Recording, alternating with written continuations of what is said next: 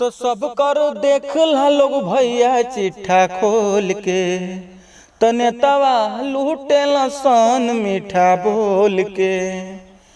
तो सब कर देख लिहा लोग चिट्ठा खोल के, तो नेतावा लूटेला सन मीठा बोल के।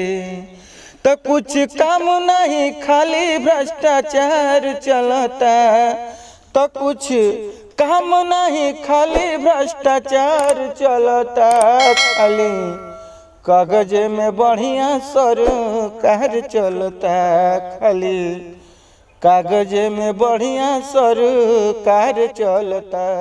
दिन दिन गरीबवन का और बिगड़ता हाल हो, आवता चुनाव नेताजी मरिए भाव काल हो। दिन दिन गरीबवन का होता बुरा हाल हो, आवता चुनाव नेताजी मरिए भाव काल हो।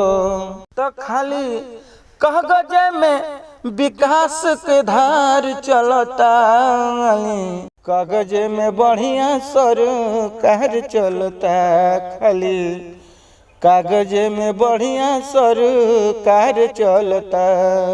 बढ़ल महंगाई जाता मिले न रोजगार हो, अरे पढ़ लिख के सब लोगवा हो खता बेकार हो। बढ़त महंगाई नइखे मिलत रोजगार हो, पढ़ लिख के लोगवा कुल हो खेले बेकार हो। सोशल मीडिया पर धुआंधार प्रचार चलता, सोशल मीडिया पर धुआंधार प्रचार चलता। खाली कागज में बढ़िया सरकार चलता, खाली कागज में बढ़िया सरकार चलता। वकील श्री राम कैसे सुधारी हालात हो, ओटे देवे वाला कुल दरुए पर बिकात हो।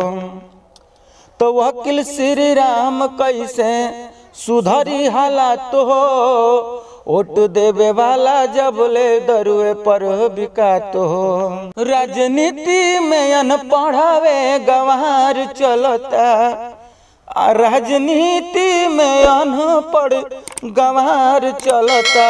जाली कागज में बढ़िया सरकार चलता, खाली कागज में बढ़िया सरकार चलता।